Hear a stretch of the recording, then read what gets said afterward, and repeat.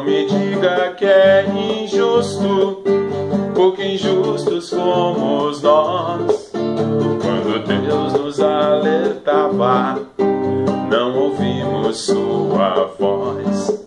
Como queremos ter laranja suculenta em nossa mão, se a semente que plantamos era de um pé de limão. Agora é parar de se lamentar,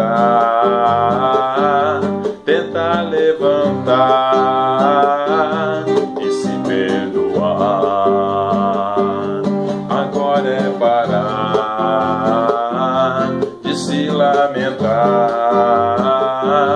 tentar levantar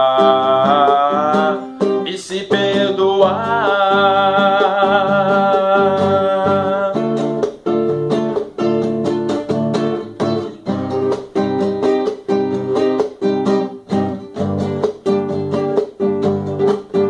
Triste é ver o que fizemos com a nossa juventude.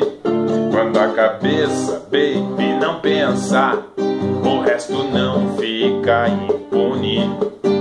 Hoje cobram alto preço nosso gesto inconsequente, mas feridas cicatrizam, temos que seguir em frente.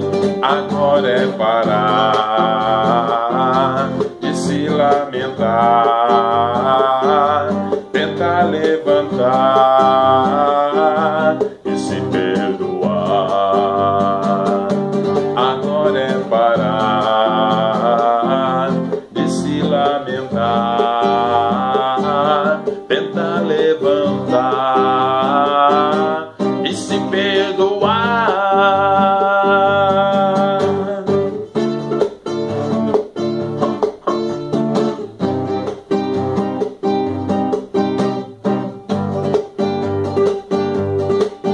Nossos erros do passado é burrice repeti-los. Temos que mudar o rumo, encontrar um novo estilo. Sim, é belo o arco-íris, mas não tente alcançá-lo, porque isso é impossível, resta apenas contemplá-lo. Agora é parar de se lamentar, tentar levantar e se perdoar. Agora é parar de se lamentar, tentar levantar e se perdoar.